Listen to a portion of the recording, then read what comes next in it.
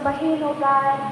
And right now, mga kapatid, habang ginakanta natin yung kanta, let us think na kung unsa ta kalab ni Lord. Let us think kung unsa ang gibuhat ni Lord para sa tuwa. Tungod sa gugma sa akong buhi nga Dios, namatay siya sa cross because of our sins. And right now, I want us all to remember how good God to us in our life. I want you to feel the presence of the God. I want you to close your eyes. Just isipin mo kung gaano ka kamahal ng Diyos. Hallelujah.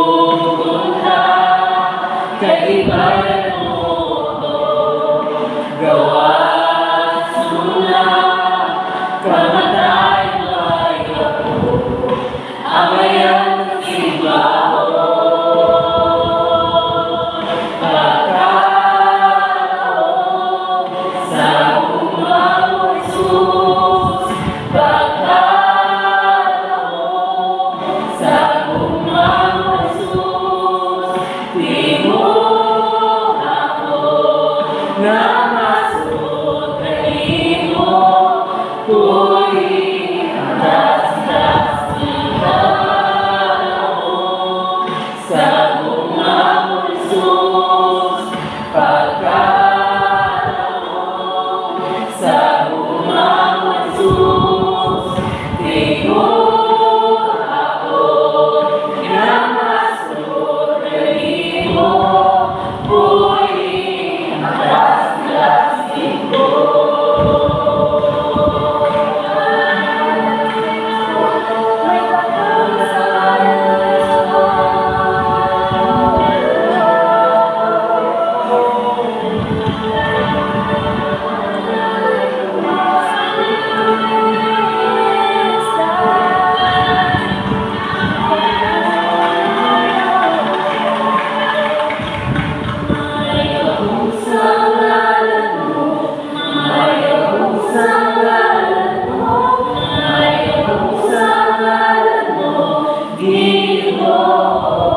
again,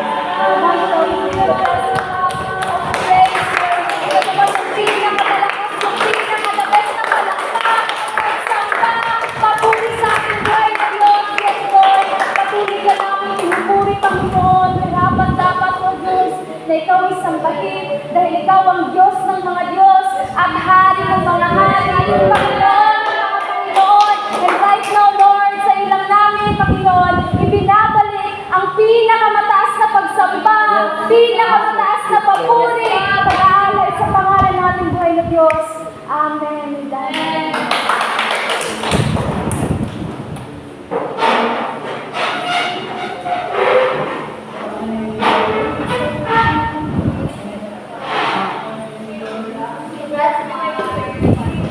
Okay,